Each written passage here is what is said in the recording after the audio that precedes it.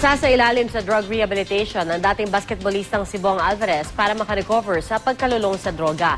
Hindi po bababa sa 6 na buwan ang itatagal sa rehab ng dating PBA star.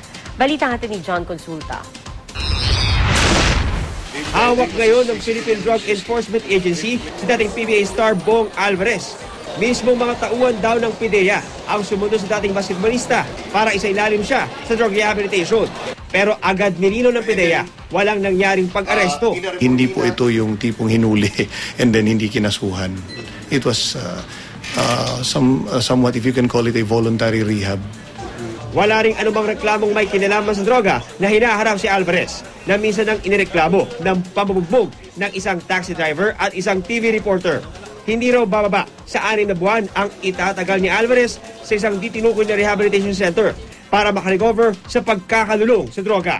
It can range from a series of physical to group activities and yung actual na I'm not privy to, let's say, kung may medication or counseling, yes. So.